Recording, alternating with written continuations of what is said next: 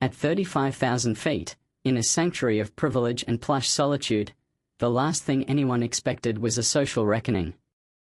But that's exactly what unfolded on a flight from New York to London when one woman decided her prejudice outweighed basic decency and ended up learning the hard way that sometimes, the person you try to belittle is the one running the show. The first-class lounge at JFK was a cocoon of silence and soft lighting, tailored for the elite. Dr. Liana Monroe sat by the panoramic windows in an elegant navy jumpsuit, sipping sparkling water and skimming through notes on quantum computing. Her demeanor was serene, her presence understated, yet undeniable. Liana wasn't there to be seen, she was there to travel in peace. That peace was ruptured the moment Meredith Langford strutted in, trailing designer labels and the overpowering scent of entitlement. Her husband, Charles, lagged behind, a man long exhausted by his wife's theatrics. Meredith's voice sliced through the lounge like a dull knife. "They'll let anyone in here now. Must be all those credit card points," she muttered, not so quietly, while glaring at Liana. Liana said nothing. She'd been here before, in boardrooms, at conferences, in high society spaces where her skin color made people question her credentials.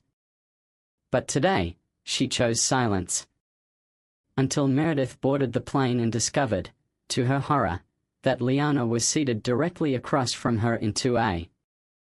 "Oh, look, she's flying with us," Meredith sneered, her words dripping with mock sympathy. "Must have saved up for years. I do hope she remembers the cutlery order." Liana met her gaze, calm and unreadable. "It's a comfortable way to travel," she replied, her tone neutral. But the real shock came when the flight attendant greeted her warmly. "Dr. Monroe, we've chilled the Dom Perignon you requested. Would you like it before takeoff?" Meredith's mouth twitched. The facade cracked. Her voice rose again. "Is this some kind of mistake? Who even is she?"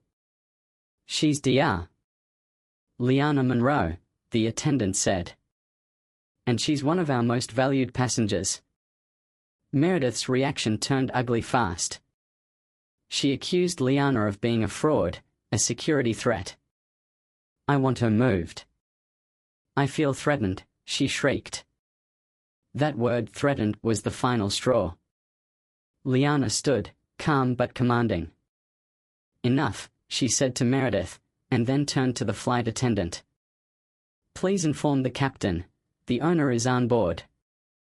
Tell him we have a Code 3 disturbance." Gasps echoed. Silence fell. Moments later, Captain Harris emerged, greeted Liana with respect, and listened as she formally requested Meredith's removal for creating a hostile and unsafe environment. Meredith was stunned. "Owner? Owner of what?" "This airline," Liana replied. "I'm the founder and majority stakeholder of Novair." "The seat you're in?" "I approved its fabric." "The entertainment system?" "My company built it." Captain Harris didn't hesitate. "Mr. and Mrs. Langford, you are being denied travel. Please gather your belongings." As uniformed officers escorted them off the plane, Meredith's screams of "We'll sue. My husband is an executive," were ignored. What she didn't know was that Liana had already taken note of the company name she shouted, and a quiet storm was now brewing. By the time the plane landed in London, the Langfords had gone viral. A fellow passenger had filmed everything. Social media was ablaze. And by sunrise, Liana's legal team had initiated a review of the Langfords company, whose multimillion-dollar logistics contract with one of Liana's subsidiaries was now under threat. Liana didn't act out of revenge. She acted out of principle.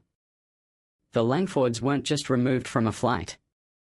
They were held accountable for the belief that wealth entitles you to disrespect, and that someone who looks like Liana couldn't possibly own the sky they were flying in.